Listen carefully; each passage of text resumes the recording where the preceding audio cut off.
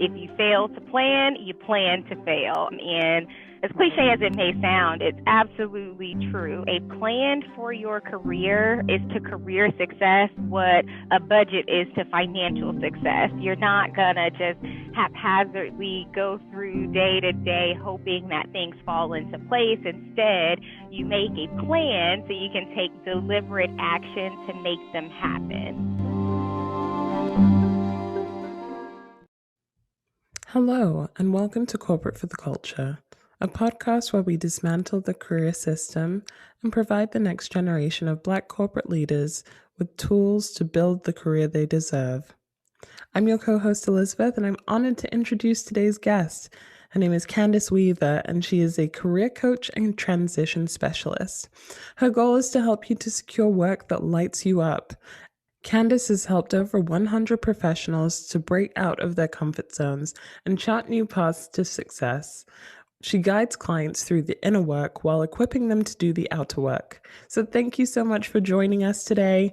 We start all of our episodes with our guest dimensions of identity. In our earlier episodes, I talked about how I'm a third culture kid, I'm a Black woman, but we'd love to know more about you and how you see yourself. Absolutely. So, as you mentioned, my name is Candyss Weaver. I am based out of Atlanta, Georgia, but originally from the south side of Chicago. And so that is still sometimes what I refer to as home because it's where I grew up. It's where I just learned and became who I am today. In addition to that, I wear many other hats. So, as you mentioned, career coach. I'm also a program manager in the tech space. I'm a wife. I'm a mom. And in addition to being friend, sister, daughter, the list goes on and on. Amazing. Well, thank you so much. We like those dimensions of identity because we just want to highlight that Black people are not a monolith and we all come from different perspectives, and what we say is colored by our experience. So thank you so much. So our conversation today is focused on planning for the year ahead. Lots of professionals are in a space where they're thinking about how they're going to get to the promotion next year, or how they're going to transition to a new career, or what they need to do to prove themselves this year if they didn't perform very well. So what we want to do in this episode is talk to you about why planning is important, how we should plan for our careers, and how do we hold ourselves accountable to those goals. So why do we plan? So I know the quote that instantly comes to mind anytime someone asks that is that if you fail to plan, you plan to fail. And as cliche as it may sound, it's absolutely true. A plan for your career is to career success what a budget is to financial success. You're not going to just haphazardly go through day to day hoping that things fall into place. Instead, you make a plan so you can take deliberate action to make them happen. Right.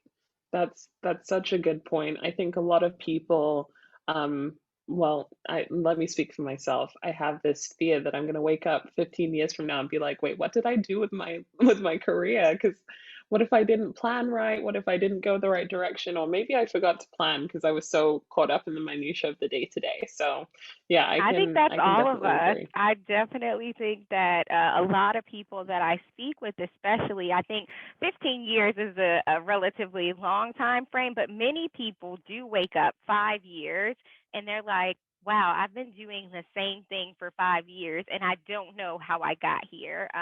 That's one that I see a lot more often. So it is so key to make sure that we are keeping that top of mind.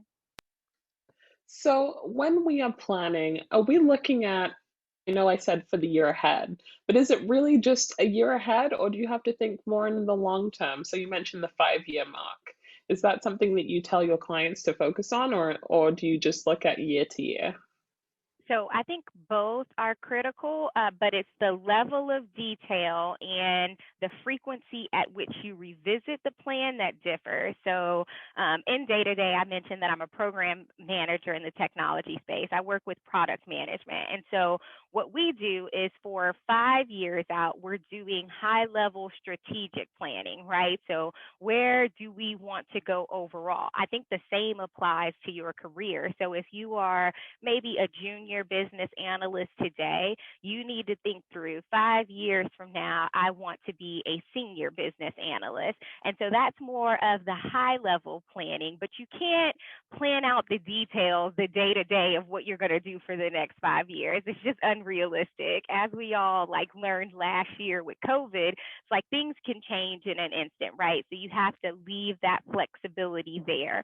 When it comes to planning for the next year, that's where your tactical planning comes into play. So that's where you are outlining the specific actions you need to take to get you from point A to point B. So 5 years down the line, you can make it to point Z or wherever it is that you want to land. So in that 1 year planning, it may look a little different. Like if I'm a junior business analyst, I want to become a business analyst and I want a $20,000 pay increase by next year. You can get to that level of specificity because you are planning out week over week. Here's what I'm going to do to get me there. And of course, with the 1 year planning as well, you have to save room for flexibility, but I think you can be a little more prescriptive in that planning. That's great. I like that idea of having that, kind of bigger strategic plan and then breaking it down in a shorter period of time.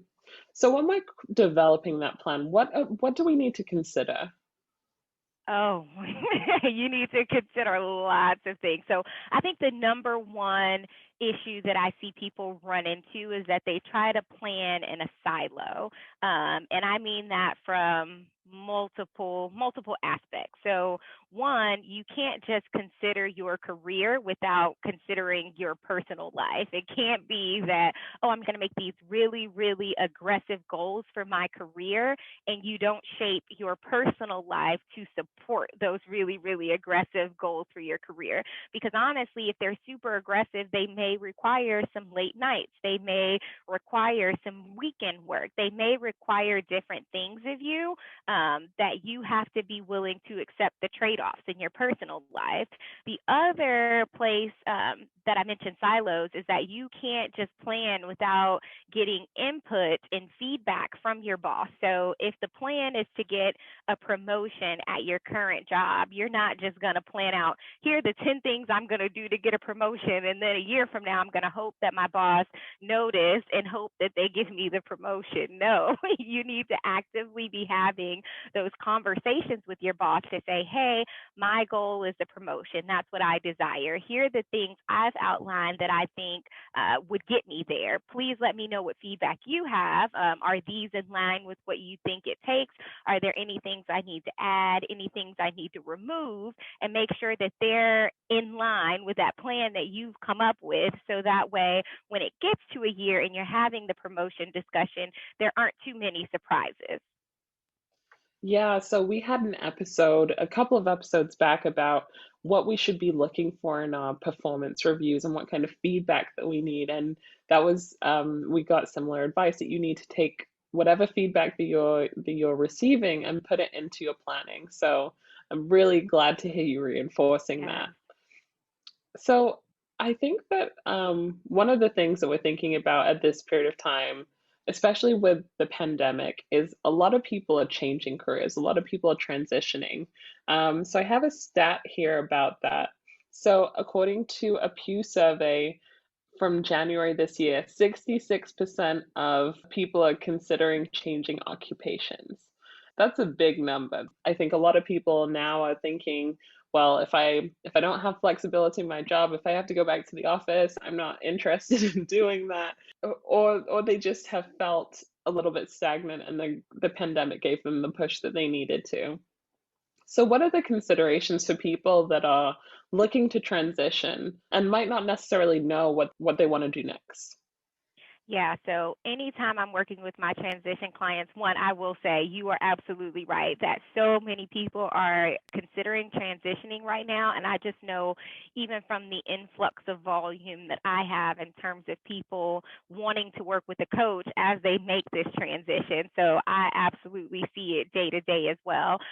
But when they are starting to think through a transition, I always make sure that we begin with why they want to transition. It's very important to understand like what makes up your career story and how you got to where you are today in order for you to kind of understand where it is that you want to go next.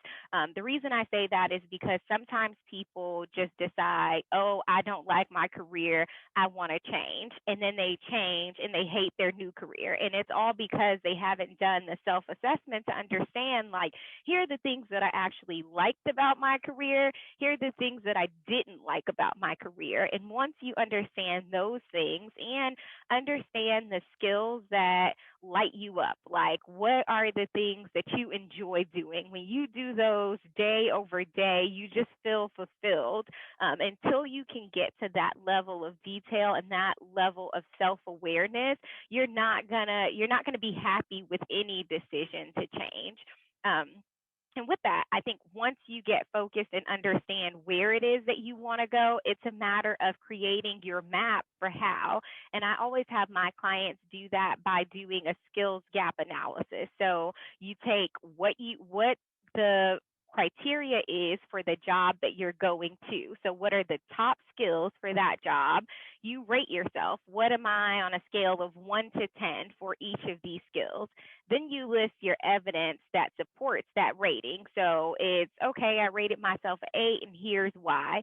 For those areas where you might not be as strong, that's the gap, right? So that's the gap you need to figure out how you're going to bridge. And you do that through either trainings, learnings, maybe it's some job shadowing, maybe it's volunteer work. There's lots of creative ways to bridge the gap, but in order to do so, first you have to identify the gap and then you come up with those solutions for how you're going to bridge it. Yeah, I really like that. I like that getting the evidence because that so I don't know if you've heard of the Dunning-Kruger effect where people view something as easy if they have limited knowledge of it. And I like to call that the athlete effect of when you're watching a sports game, you might hear someone in a bar be like, "Oh, I could do that. I could I could shoot that free throw. I could." And you're like, Yeah, "Okay, so join the team then. What are you just do waiting it. for?" And I think a lot of the time it comes down to maybe not thinking through it entirely. Okay, so these are the skills that are needed. This is what I have, and this is how I can get there. So I really like that advice. So And I think one other thing, though, that I'll add too is especially when considering a transition, there are certain things that are going to be essential. Like networking is no longer optional at that point. I don't think networking is ever optional, but some people just don't. I don't know. Lots of people are intimidated by networking, but if a transition is on your mind and that is what you want, networking is going to be necessary. The other thing is making sure that your LinkedIn is updated because obviously, as recruiters are looking for you, they are looking based on your current title, your current duties, like what it is that you've listed out. And if it's all geared towards where you are today, they are going to keep trying to find you for positions that are equal to where you are today instead of where you're trying to go. absolutely. So I think networking is one of those things that people really struggle with. For me, I'm an introvert. So networking, on the one hand, it's kind of intimidating, but on the other hand, it's socializing with rules, which I like. So the question for me is, what are your tips in terms of networking, and how do you keep those connections alive once you've generated them? Yeah, so I think networking is so interesting because right now we're kind of in that weird space where things are kind of opening back up, but for the past year and a half, we've really been in this online space. And so for some people, on the one hand, they're absolutely thrilled that we were in this online space because it made networking easier because you could just talk with people over messages or perhaps hop on a Zoom for a few seconds and then decompress as opposed to having to go to networking events that I think some people find to be intimidating because they're just like lots of people standing around and you're supposed to introduce yourself and you're like, I just want to go home. So I think when it comes to networking online in the online space, when you're thinking about LinkedIn, I always tell people to make it easy.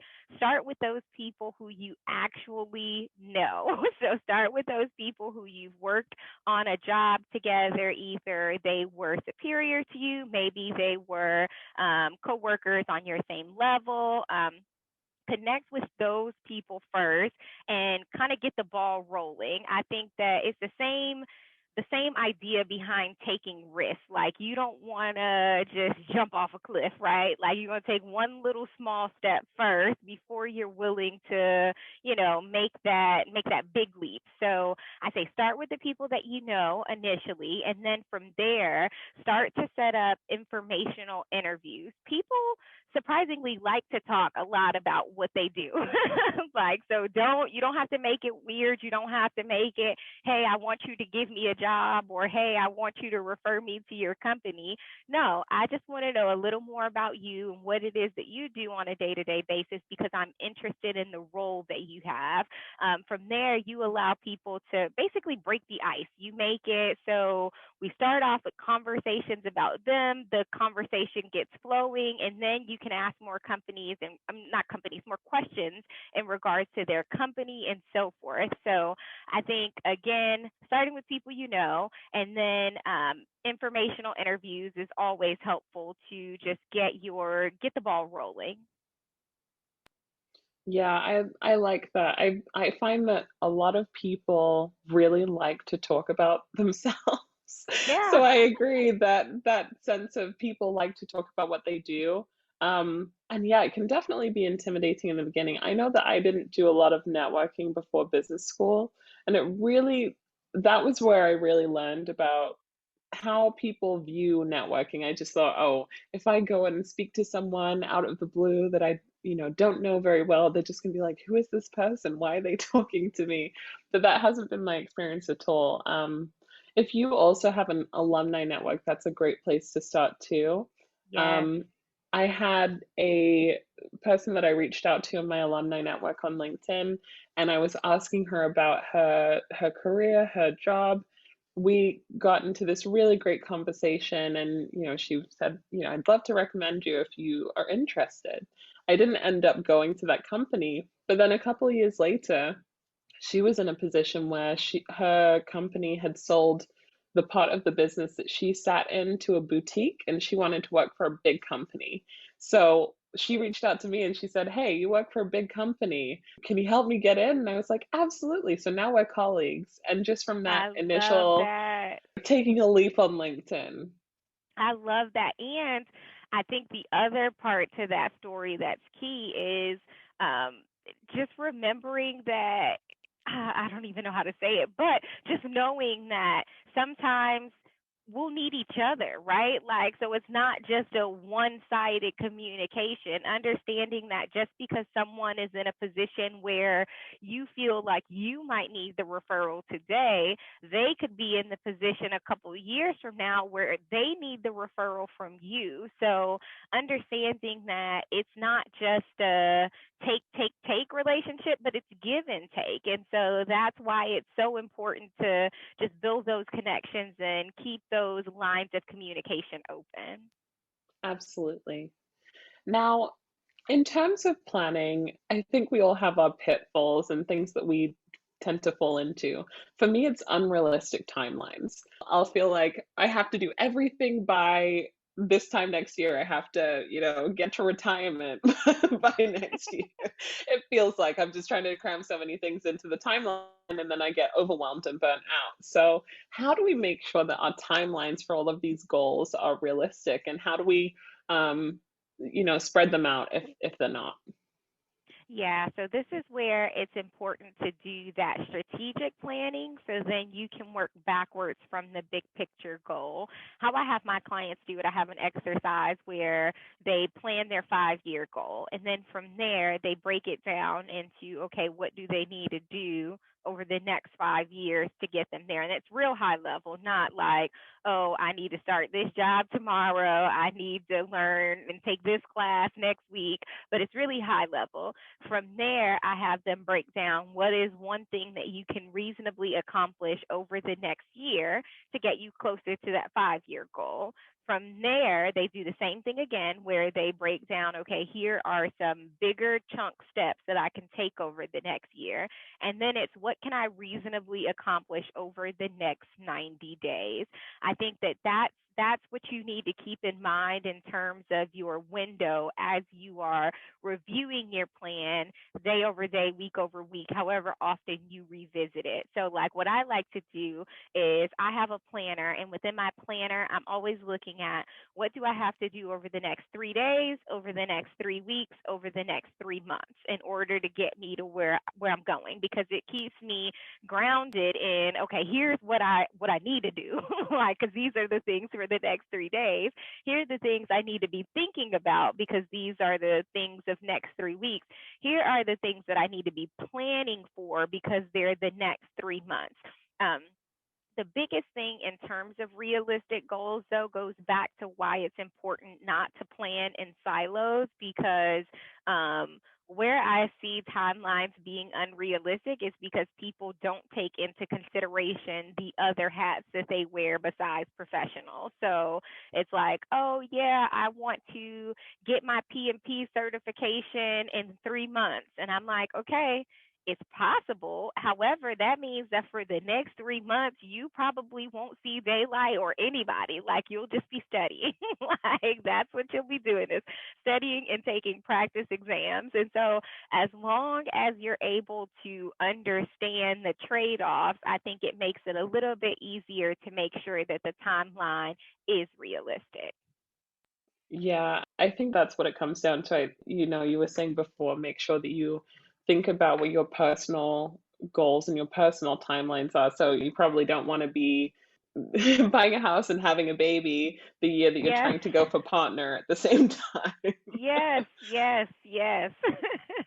Yeah, because that would be very stressful. But I think we do that to ourselves a lot of, I'm feeling really ambitious right now. How many things can I cram into this this spurt of ambition that I have? And I think it's a balance between sometimes we want to set stretch goals, which aren't don't fall into the category of quote unquote realistic, but it's also a matter of recognizing that that is a stretch goal. So sometimes where the issue comes in is that people will set stretch goals, but then they'll be so upset when they don't reach it. And it's like, it wouldn't be a stretch goal if we thought that you would for sure reach it. Like, that's the whole idea behind a stretch goal. So you have to give yourself grace in those arenas when there is the stretch goal involved. Yeah, absolutely. So we've talked a lot about goals, and when people are setting goals, do you recommend that they do the SMART goals, the specific, measurable, all of those kinds of things when they're laying out what those goals are? Yeah, and I think that that comes into play with the 1 year goal again. For the five Hmm. year, it's no way for you to get to that level of specificity, the specific. You would never get super, super detailed on that 5 year goal just because, again, there's so much uncertainty between now and the 5 years. So it'll be a little more general target for the 5 years. But yes, I do recommend SMART goals for anything that's the year and under planning. Great. Now, how do we keep ourselves accountable to our goals? Because I know for a lot of people, they're thinking, okay, so I set these goals at the beginning of the year. Maybe 6 months in, things have happened. They've had to deal with all these fires day to day in work, and maybe that's tucked in the back of a drawer somewhere now. And they come across it in month seven, and they're like, oh my goodness, I'm so far off my plan. So how do we avoid being those people? So this is funny. This one I'll speak from my own personal experience. So like for me it's funny that you said you look up month 6 and you're way off track. For me, I look up even month 2 and I'm like, "Oh, that was one of my goals." So I used to just be all over the place. But the things that I found to be helpful are writing my goals somewhere where I will actually see them often. People create these vision boards that end up going in their closet, in their garage somewhere, or they write down goals in this journal that they toss to the pile of 30 journals they're not using anymore. And so they don't even see the goals again until they're cleaning up and they're like, "Oh, I did write those down." So I had to learn to write them somewhere where I will see them often. I actually got to the point where I put my goals on post-it notes and I put them up on my mirror. So in the morning when I'm getting ready, I see my goals there. I know, okay, Candyss, it's go time. The other thing is identifying your why and associating that to the goal, because sometimes you just won't feel like it, right? Like sometimes I don't want to just do the best that I can because I just don't have much to give, right? But when you identify your why, it makes it that much easier to keep pressing through, even though you don't feel like it. The third thing that I do is I plan my rewards in advance.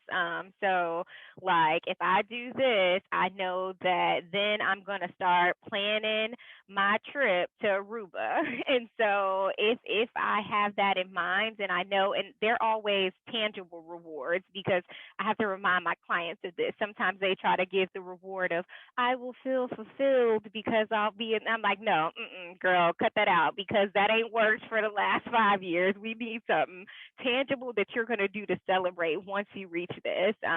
So planning my rewards is also helpful. The last thing that I will say is, or two things, reviewing my progress regularly. So making sure that, hey, if I see these goals, where am I in terms of them? Because I don't want to wait until the due date to find out that I'd have missed the goal. Like I need to review progress regularly. And then having an accountability partner has been game changing for me because I have somebody who like is looking at me each month like, so Candyss, you said you were gonna do these things. How'd you do? And while it's easy for us to tell ourselves, oh well, I didn't do it because X, Y, and Z, like having to tell that other person, you kind of start to think through like, nah, man, I really could have got that done. I really should have done that. So having that accountability partner has been key. Yeah, so Gabrielle and I, my co-host, we have been accountability partners, and that's how we ended up making this podcast. And Oh it's been wow. really great. Like for the last 4 years, we meet every Saturday and we talk about our goals, what we want to achieve. A lot of the last, I would say, 6 months has been podcast related goals, but we also have spent most of our time doing personal goals, and it has really helped me. It's really pushed me along, and I wouldn't have achieved all that I have achieved at this point without having her keeping me accountable. I Yeah. love that. So that's really great. There was another thing that you said that I wish I had written down because I'm gonna forget. Planning the reward. I saw That's your face. exactly what it was. That's funny because I saw your face like, yeah, when I said that. Yes, planning the rewards is so important. For me, that's a really motivating factor. And the other thing about the rewards is that fulfillment. I was at a talk, it was with a CEO of a Fortune 500 company, and the interview asked him, "What do you wish you would have known when you were climbing the ladder that you know now? Like what do you wish you'd known at that point?" And he said, I wish I had known when I got to the top there was nothing up there. So his Wow. point his point is that, if you are the kind of person that's ambitious and always trying to strive for something, you're always looking for the next goal. So when you get to the top, there isn't another goal for you to strive for. There isn't another thing for you to do. So you get there and you feel unfulfilled because you are fulfilled by the challenge of constantly pushing yourself. So you really do have to give yourself something tangible and material to go for because that ambition is it fuels you, but it doesn't fill you. So you got to Yes, have things that are oh, not just that's your career. good. That's good. Yeah. So that I've been thinking about that for many years afterwards and thinking about, okay, so what is this life that I want to live? What is this career that I want to have? And in our last episode, we talked about purpose and passion. What is the why? What drives you? What gives you that fuel? But yeah, you have to look at fulfillment in different ways than just achievement. That's good. Okay, so we've talked a little bit about keeping ourselves accountable, and we have touched on motivation a bit as well. How do we keep motivated when we run into challenges and setbacks? I think that's one of those things that a lot of people they get the energy from when they receive these accolades or when they receive good feedback, but sometimes they hit a bump in the road or they have a misstep or they get negative feedback and then they just feel like, well, what's the point? Why would I keep going? Because I'm just going to continue to not meet my goals or to fail. So, what is your advice to those people? Yeah, I think this is another one why it's key to or critical to understand your why because when you know your why, this is a large part of why I tell all of my clients to tie yourself to a mission, not a company or a role. Because when you understand your why, you'll still face challenges, you'll still face setbacks, and they'll still suck. Let me not try to sugarcoat that, but you'll still have that motivator that will keep you going. I think the other thing when you know your why, it's easier to identify the opportunity in the challenge or the setback because when you don't know your why, I think as soon as the challenge or setback comes, it's just like, oh wow, here we go again. And it's just like, okay, I quit, throw up my hands. But when you understand, like, okay, here is the mission, here is what I'm after, here is what I'm chasing, you really give yourself that moment to pause and reflect. And as opposed to reacting to the challenge or the setback, you give yourself time to respond, right? You give yourself time to understand, okay, this thing is not cool. It's not something that I would have ideally liked to come up on my path, but what can I take from this? The other piece that I would say is to when you face those challenges or setbacks, just try to take one positive step in the right direction daily because I think too many people think that like as soon as they hit the challenge or setback that they are supposed to instantly bounce back and just be on top again, and it's like no, sometimes it just doesn't happen that way, and no need to get discouraged, right? Like just make sure that you are taking one. It doesn't have to be big, it doesn't have to be 10, just take one positive step in the right direction daily. I really like that. You've given us some really great tips here, and I'm sure that everyone can take something from this and really improve their plan for the coming year, for the coming 5 years. So, thank you so much for taking the time with us and speaking with us. So, I just want to ask you, do you have anything that you want to plug, or where can people find you? Yes, yes. One, thank you so much for having me. This has been a great conversation. But two, yes, they can find me on Instagram at Career Coach Candyss. Right now, I am doing Career Advancement Accelerators, which is a coaching program that lasts 8 weeks. In addition to that, I have a few freebies that you can check out in the link in my bio on Instagram. So, yeah, just follow me. I'm always dropping little tips and hints here and there in terms of just career advancement and changing careers. So, yeah. Great. Thank you so much. So, as always, you can find us on www.corporatefortheculture.com, also on Instagram at Corporate for the Culture, on LinkedIn slash Corporate for the Culture, and on our Twitter, which we're not as active on, but it's Corp, the number four, the culture. Well, thank you so much, everyone, and we will see you in the next episode. Bye.